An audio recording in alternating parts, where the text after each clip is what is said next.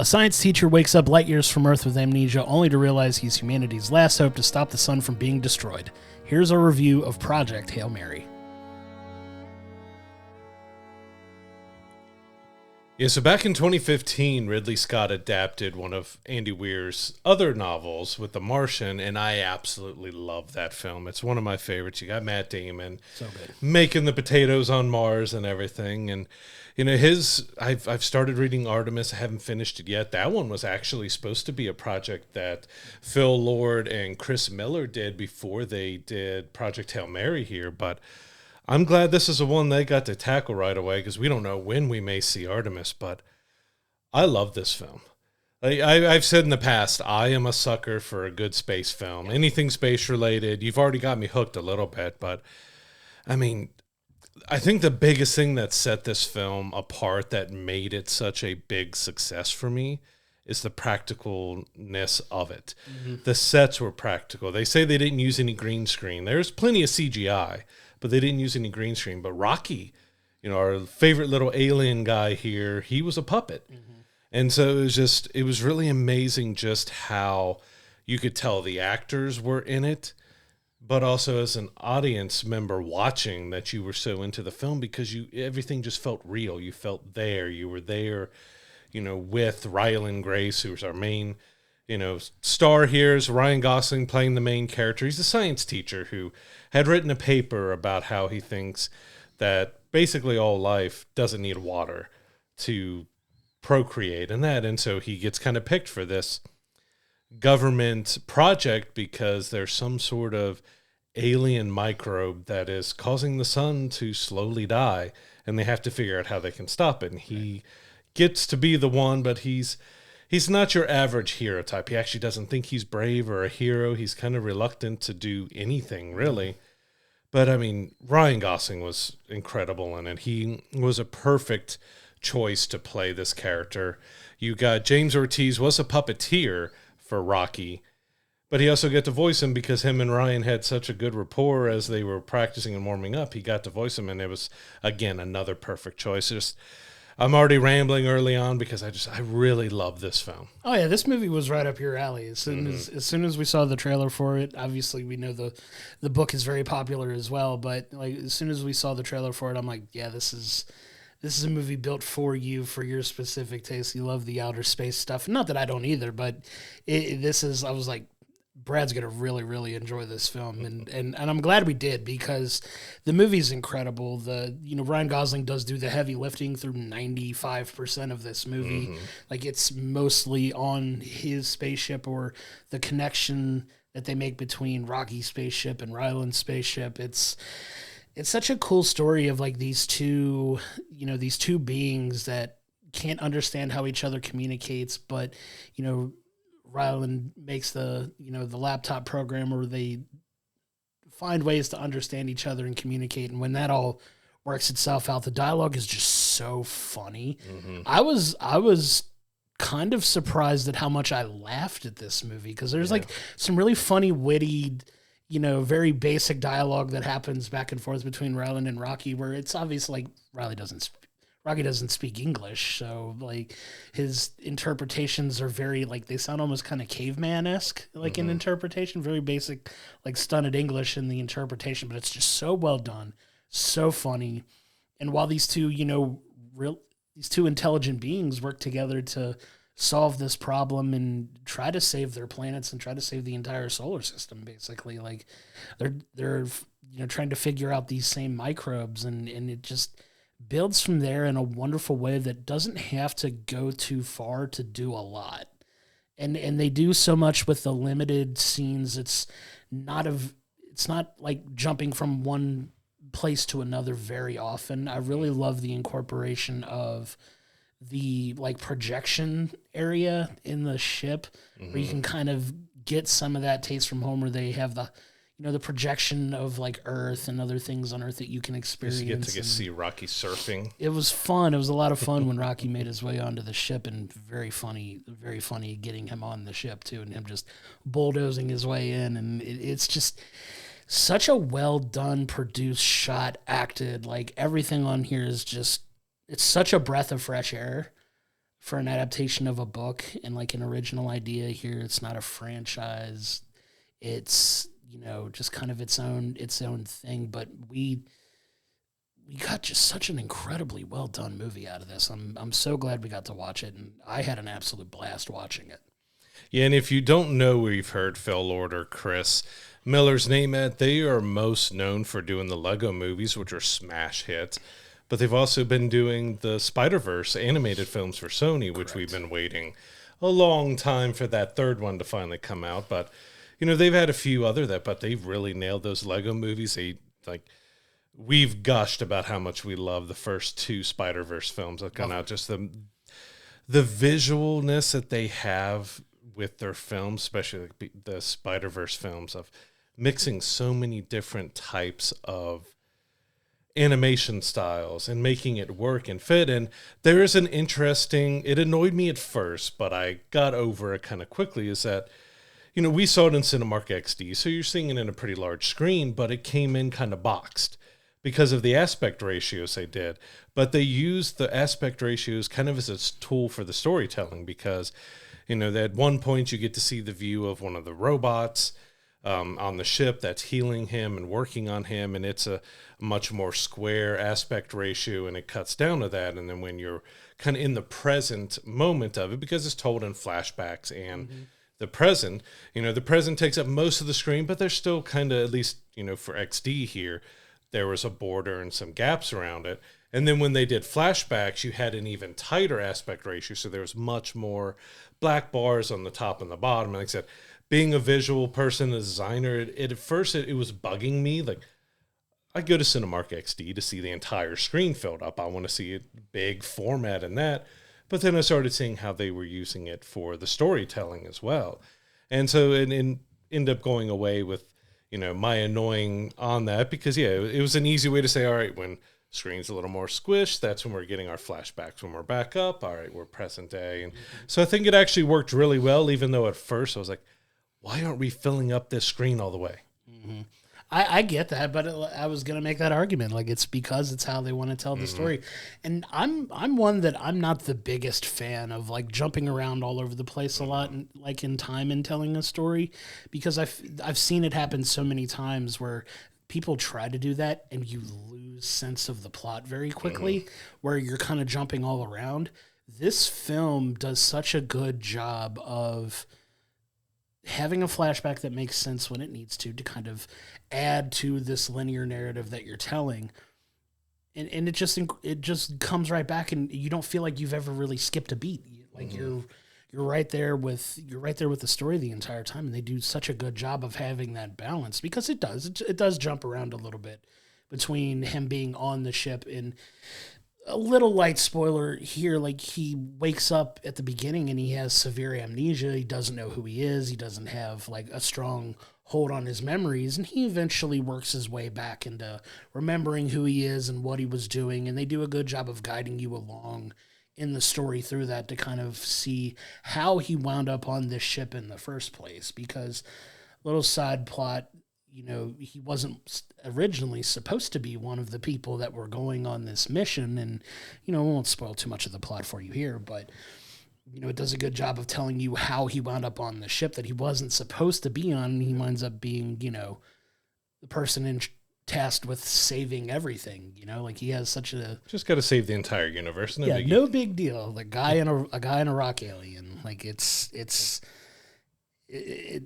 doesn't feel like it should work, but it does, and it does so well. Like, you really root for, Ryland, and you root for Rocky here, and it's just the relationship that those two develop was so cool to see throughout the film, where you see them struggling to understand each other, and then they work it out, and they communicate, and they understand each other, and how they can work on it. The dialogue is so funny. Like, it's so good, and it just works, and it's got that balance between heart and humor, and a lot of heart, a lot of humor. It just does it so well here that, like, what would you do in an existential crisis when your only mission is to save the world, and how you form this beautiful friendship with a rock alien that you don't understand until your brain allows you to figure out a way to make it work, and it works so well. It's just, I'm harping heavily on dialogue here, but Also, visually, the movie is well presented. It's not like over the top with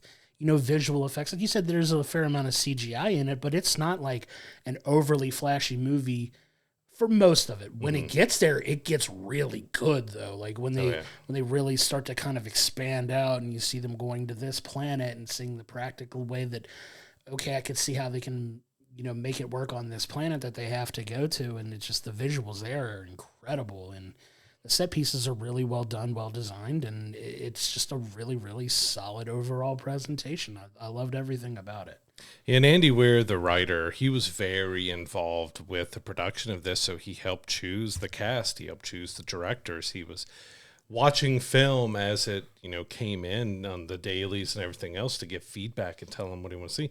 And it's very clear, because if you've read the book, the book, it is very close. It's one of the most faithful adaptations that I've seen in a while. They do make some changes, but they make sense, because this movie clocks in around 2 hours and 40 minutes. So it's a pretty hefty movie. So there's some things that was in the book that wasn't as important to the story this time around. They just kind of tightened it up and cleaned it up, where you're okay with this being admitted. You're okay with changing a few things with these characters stuff, because it all just worked really well. I mean, this movie really rested on the performance of Ryan Gosling and Rocky, on who was voicing, which was also kind of a bold decision to allow the puppeteer, because, we know there's some amazing puppeteers who do a bunch of great voices, but from the sounds of it, it wasn't the original idea to have him voice as well, but they developed that rapport, and it worked so well. And even Ryan said that this was something that really helped his performance, was having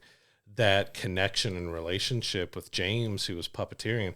That's an amazing puppet. I'll say that if that was CGI, you would not have had as much of a connection to Rocky and as much of a connection between Ryan's character and Rocky.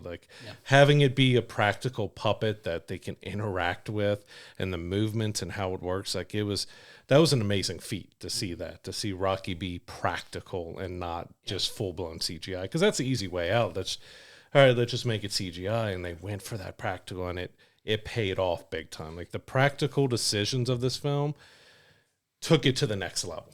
Yeah, full disclosure, going into it, I didn't know they were using a puppeteer in the movie. Like, even watching the movie, I thought it was CGI, and I'm like, man, this looks just so good. Didn't know that it was puppeteering going into it, which speaks to the level of talent of not only everybody involved on screen, but behind screen too, and just making it feel so clean and look as good as it did. Like, I was very impressed coming out of it, knowing that, finding out after the fact that it was, and I'd have been even more blown away had I known that going in, because you couldn't tell. You really thought it was an actual CGI, but it's not.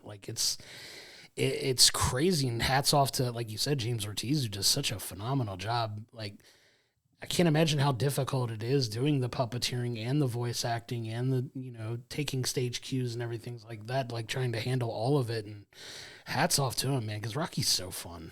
It's such a crude looking being, but it's such a cool character. And he eats so beautifully. I love some of the things, some of the mannerisms he had. We've been kind of taking, truth be told, we just saw this movie yesterday as of time of this recording, and a lot of the mannerisms coming out of the movie, we've been kind of low-key poking fun at and kind of joking about, Rocky can't make the thumbs up. He has to, his character does it like this, but this is his way of saying thumbs up. And it was just, I don't know why, it's just so endearing and charming and funny to me. And they do it several times in the film. And even during scenes where it didn't apply, when something good happens, I would look at you and go, it was just, it just works. It's so well done, and hats off to everybody involved, man.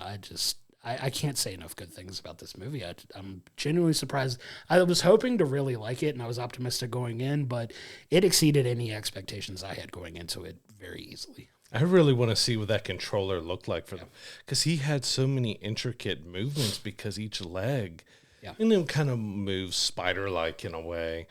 but you had shrugs and movements, and you had the digits that could move, and then you had each arm, and the dancing was so good, and it added such an emotional impact too, like towards the end when they do like just that relationship, because you've got a guy, he's not an astronaut, he's not a military guy, he was a science teacher that was just kind of a run-of-the-mill guy, and he's meeting an alien for being the first human being to meet an alien, and he's trying to figure out the languages you mentioned, which again they did a great job of incorporating what the book does, because Rocky's supposed to speak in notes and chords and it's very musical with it. But, being a 2-hour and 40-minute movie, even in the book, it italicized what Rocky's saying, so you can see what Rocky's saying in English, and they translated that using the computer and everything else. It was just done so well, and the adaptation was done with just so much care. You had the same writer who adapted The Martian, which I absolutely love, so they nailed, again, bringing him back, but having Andy be such a big part of it. Like, every aspect of it worked. Like, I started towards the middle, was thinking, well, maybe there's some stuff they could probably trim and make this a little shorter, but as I finished the film and I'm back on it, like everything just, it can be slower in parts, but everything just worked to just fill the screen with story and everything else, because you got moments that you needed to have to see what his character was then and what his character is now and what everyone else is doing, because you kind of got a very cold-hearted Ava Stratt, who's the person who's been given by all governments like full reign to do whatever she needs to do to save the planet. Yeah. And she can be a little cold, but then there's such a great moment where it's karaoke night and in the airplane or on the hangar, and she actually gets up there and performs, but cuts it off very abruptly. It was just done perfectly, because you got to see a little bit of the human side of her, because she's been very cold and straightforward of like, oh, well, we needed this. Oh, we're done with you. Let's move on.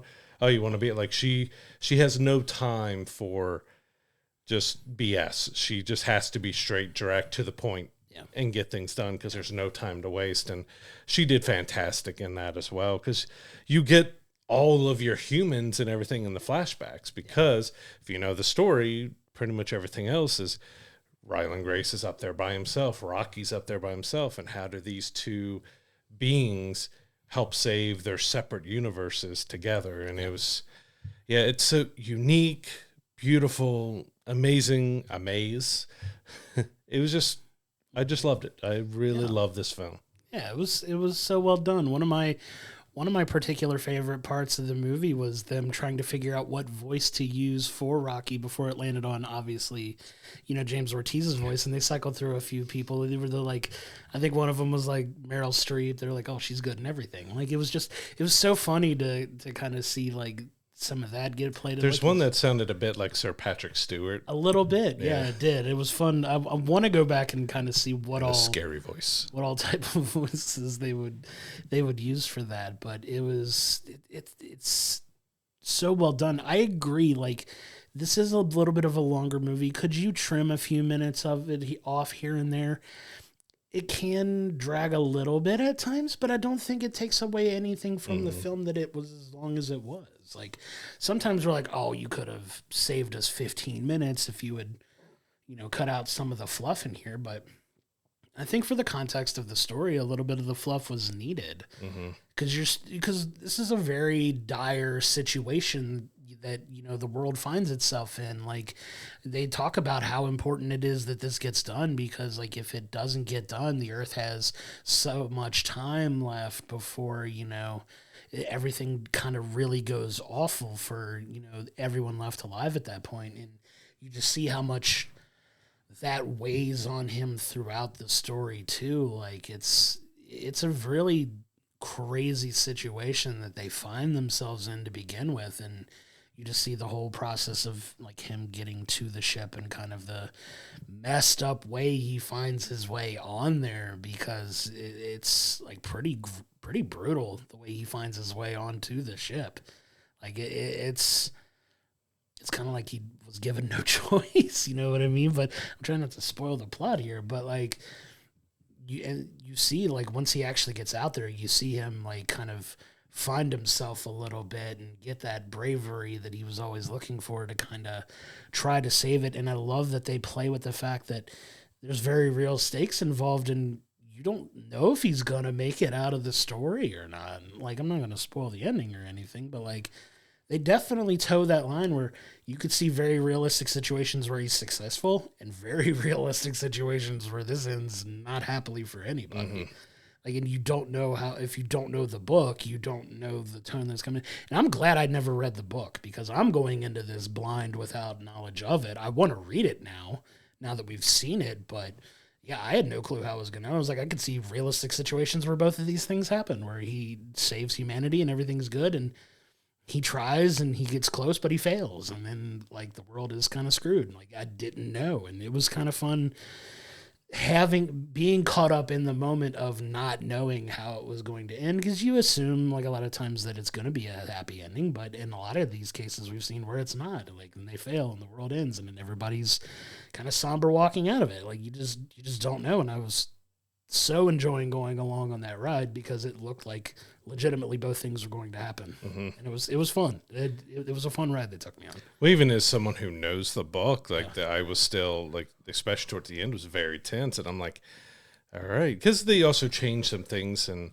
some scenes of how it happened between the characters and some bits and pieces there, which worked so well for the movie, which I was perfectly fine with those changes, but I was still like, all right, what's going to happen here? Are they going to stick to the books? Are they going to make a big change? Like, even knowing the story, I was still right in that tension and everything that it did. And that just, like I said, masterfully done by them. Like, I think there's some people who, like me, might be a little caught off guard by that aspect ratio, constant change that goes on in it. But it's a storytelling device that they decided to do, and it was, in the end, it was a smart way to do it, and I'm interested to see how that played out in like IMAX and other screen sizes, because Cinemark XD is a little bit below IMAX, but still a very large screen format. Sure. And I'm curious how it worked out for those other screens, to see if it worked as well on smaller screens as it does on the bigger screen stuff as well. But this is one I almost was ready to go back today and watch it again, because I enjoyed it that much. And that's, a 2 hour and 40-minute movie. I'm like, yeah, I'll go back and watch that in theaters. It was a joy. The humor was done just right, the amount of heart that you needed. And just Ryan Gosling played Ryland so well, of being able to match that. Okay, he's just a science teacher. He's not this, but he's also kind of almost a lazy guy who just doesn't want to do anything, doesn't want to put himself out there. He doesn't want to take risk or anything else. And he played that aspects of the character so well, so that you believed and you were hopeful and glad and sad and everything of how his story progressed through this, because, you're thrust into the situation that, you got to try to figure out how these little organisms move and work, and how they created from Venus to the sun this path that they're just kind of devouring the sun slowly. Well, we need you to figure that out based off of a handful of the organisms here. And that was kind of fun. Him with his bodyguard, his handler and stuff from the government that's handling everything, and their makeshift boxes and everything. It was just, you felt connected to Ryland's journey. You felt connected to everything that was going on here. And yes, it was so well done. Like, hats off to Phil Lord and Chris Miller. They handled this nearly perfectly. They were good at getting you to buy in emotionally on this, which is a hard thing to do, but I was hook, line, and sinker, man. Like, I agree with you there. Like, it was fun watching him try to figure it out before he gets on the ship, and then once he makes his way there, and like, it was fun kind of bouncing around in the timeline a little bit just to see how he got there and why we should care. And I think that's how they used it effectively, is they take you on this entire emotional journey where there's some points where you're just like, okay, I don't like Ryland that much. Like, he's kind of a wimp. He's kind of, afraid of taking any risks, and he's doing this and he's doing that, and he's kind of selfish in some of those ways too, where you're just like, my guy, like, humanity needs you. Why are you so resistant to want to help? Like, it was it was definitely a fun journey to take you on emotionally with that. Because yeah, by the end, you're just like, come on, man, let's go. We're in it. We're along for the ride here. You gotta buck up and get it done. Like it was just so magnificently told. Like I'm genuinely impressed. And one of the things that really stuck with me coming out of it is not only do I want to watch it again, I think I would have just as much, if not more fun, putting it up on my TV with like my surround sound and just like turning the lights off and like watching it at night and just really getting lost in this story again. Like if you have like a good home entertainment setup, this is another one. Like, please go, by all means. I'm not saying don't go see this in theaters. Go see this in theaters. Absolutely, we're seeing it. I really hope it does well at the box office, but this is another one that's like, it's going to be awesome if you have a really, really good home theater setup, because not even diving too much into the sound of it, there's like sound that works when it needs to. There's not like annoying music that can cut through a story, and it's quiet when it needs to be. Like it's such a fun thing that I really want to bring it home and immerse myself in the story again at home with the home theater setup that I have even, and like just going through this story again. And I think I'll have just as much fun as I did in the theaters. We had an absolute blast. Like our theater going experience was great. The theater we were in was pretty full. It was, it was a really good experience, like in theater going to see it too. This is definitely one you want to go check out in the theaters for sure, because it's such a fun experience, man. And this is one I hope that people do go see in theaters, not only because it's a fantastic film, but for those of us who are fans of Andy Weir's writings. As I said, Artemis was something Phil Lord and Chris Miller were working on that Fox bought up, but they kind of shelved it because they bought it up after The Martian came out, but it didn't really get going. So if we really want to see, he's got other books, but these are the kind of the big three between The Martian, Project Hail Mary, and Artemis. Those are his big three stories.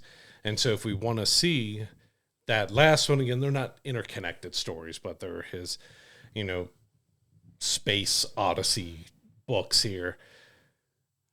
The film probably needs to make some good money here. The Martian made almost $700 million and was a smash hit. Of course, you had Ridley Scott behind that and everything, but potentially we'll have Phil Lord and Chris Miller back to do Artemis since they were originally attached to that one. So I'm extremely hopeful if this does well, and with them at the helm, that Artemis, which is probably his most popular out of the three, will get made and be made fantastically. Like so far, his adaptations are 2 out of 2, fantastically done. Great films that it has something for everybody. Now, if you struggle with seeing really long films, again, 2-hour, 40-minute film, you may feel it drag a little bit for you, but it is so worth the ride all the way through the end, because it has felt just a great payoff in the end with everything as you went through this story and you got to see where everything ended up and how everything works out for everybody.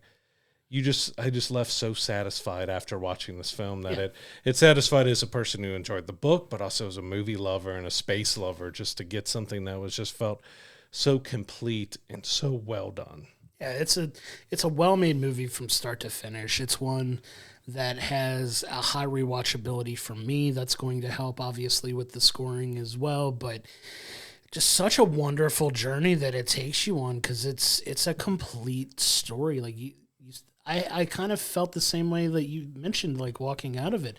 I felt very content walking out of the theater. Like that was a completed story. Like that was so well done. And we both walked out with just big grins on our face. We're just like, you know what? This was a movie that we've had a couple bumps in the road as far as movies go this year that have been kind of hit or miss, up and down. A few things under-delivered, a few things underperformed our expectations a little bit, and it's definitely been an up and down as years go for movies. But this is a huge upswing into what is going to be a very hot movie season. I'm anticipating very big things from the summer. If you're looking for a reason to go see Project Hail Mary as well, if you're a Marvel fan, the Spider-Man Brand New Day trailer is playing in front of it. It's obviously one that's broken the internet at this point, as we like to say, but I believe the Spider-Man Brand New Day trailer is like the most watched trailer one of the most watched trailers of all time already. Yeah, Deadpool and Wolverine set the debut amount at like 345 million. Then GTA 6 broke that with 400 something million. And Brand New Day is at 700 plus insane. million. It's insane. Like it's going to be another $1 billion. But this is a good kickoff to that season of movie now. Like this is such a breath of fresh air, a really original science fiction story brought to the big screen that is just an absolute marvel to watch, and I'm so glad we got to check it out. Is it Project Hail Mary is an absolute home run by Phil Lord and Chris Miller. They have created an instant classic that, to me, is the best film of 2026 so far. It has a great cast, even though for the most part you're dealing with two people, but they play off of each other so well. The practical sets, the practical puppetry, the CGI when it's used and everything for the backgrounds and stuff, it was just all done so well. There's nothing really negative that I can talk about with this film. I'm giving it a 10 out of a 10. I love this film. I want to go back and rewatch it multiple times. As a fan of the books, they did such an incredible job bringing it to life.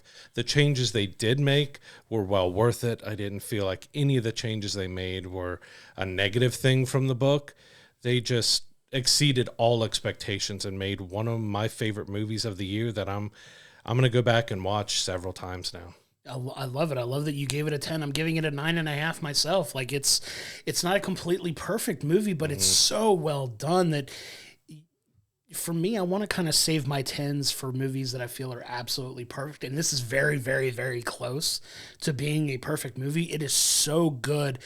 Instant classic, like you said. I'm so excited to come back and like I said, watch it in my home theater setup and just lose myself in this story again. It's so well done. The movie, for being a 2-hour and almost 40-minute movie, doesn't really feel like it ever drags too much. It feels like it drags a little bit at times, which is why I'm only knocking it down a half. I think if it were a little crisper, just a little tight crisper, I'm talking like 4 to 5 minutes shorter, maybe, it might have knocked it up in a perfect territory. Let's see, he's kicking me out of my own house at this point. But no, it's such a fantastic film. Please, I implore you, go see this film in theaters. Support original science fiction films. Support original movies in general. I hear so often people talking about, I'm so tired of them making Toy Story 5 and Shrek 17 and this, that, and the other. Studios will not stop cranking those movies out until you start showing support for movies like this. Like, this is the type of film that you should see. It is an absolute marvel on the big screen. Go see it. Go check it out in theaters. Go get that experience. This was so well done for the big screen. This is a perfect reason to go support an original idea in the theaters. Go support a story like this. We want more movies like this to be made. Please go check it out.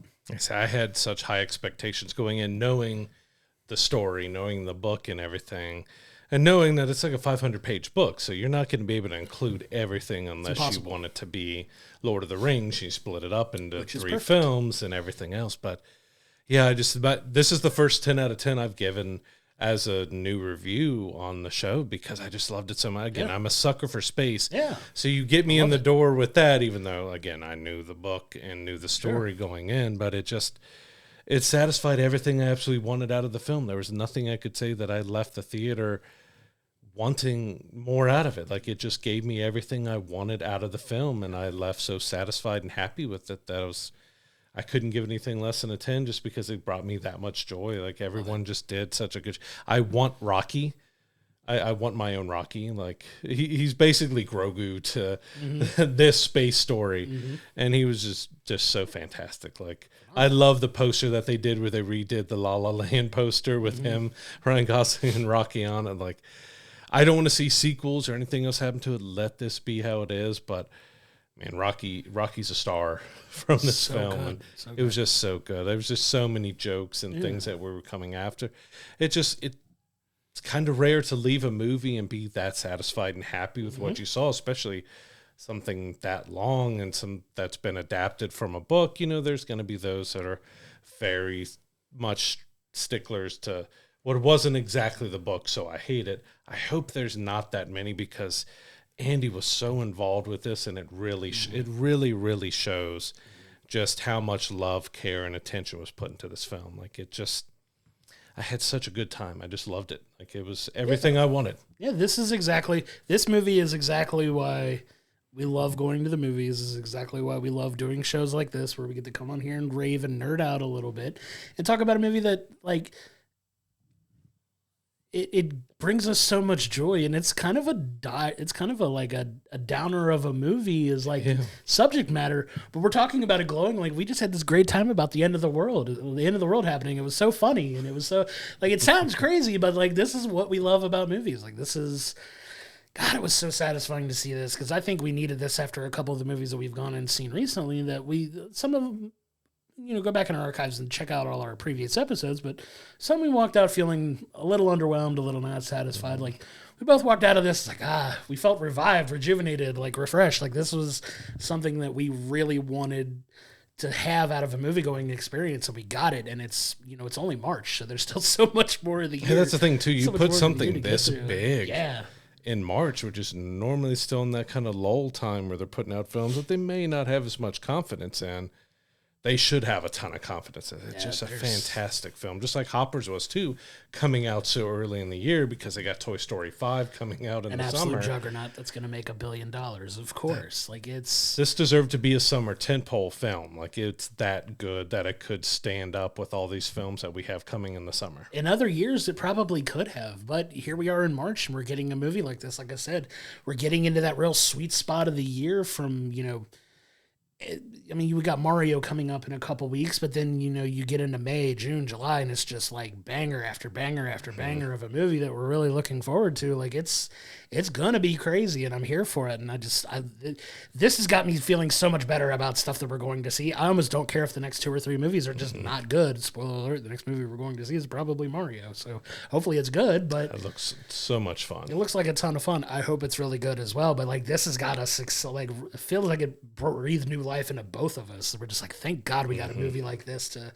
really, like, get us excited for what's to come. But that's how good the movie is. Go check it out. Project Hail Mary is in theaters right now. Please go see it. Please go support it. And just let us know what you think about it. And I'm excited to talk about this movie with literally anyone and everyone. So if you see it, come talk to us on social medias. Come to our Discord. Come to wherever you see, listen, watch us.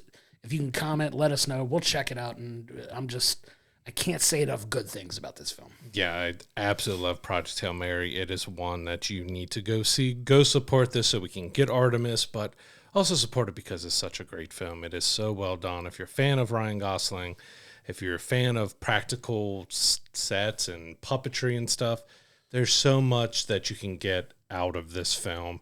It is so well worth the watch, and I can't stop. I know my brother, he hasn't got to see it yet. He's read the book as well, and he's really excited to see it. And I had to tell him, even last night, I was already like, I'm probably giving this a 10 out of 10. Like, I don't really determine that until we're done talking, but I was already set. Like, I just loved it that much.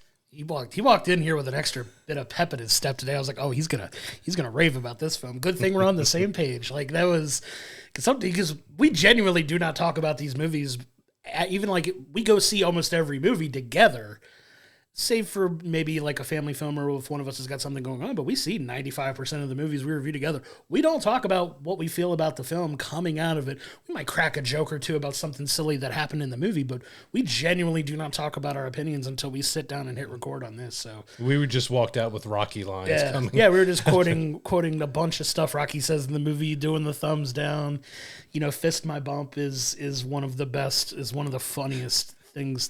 We walked past a Mandalorian Grogu poster, and Grogu's got his hand out, and I just fist my bump. Yeah, it's so good, so quotable, so fun. But yeah, this is definitely one that breathed new life into both of us. I'm glad we got to do it. So thank you so much for tuning in, and if you feel so inclined, do all the things to help the show out, from follows, shares, likes, and comments on social media, to subscribing on YouTube and your favorite audio platforms. All of it helps us out so much, and we can't thank you enough for all the support. You can also become a subscriber over on Patreon to get each episode delivered to you early, exclusive merch items, and your name read out at the end of every episode. Check it out at patreon.com/we'll bring the popcorn. That's going to do it for this episode, and we'll see you on the next one.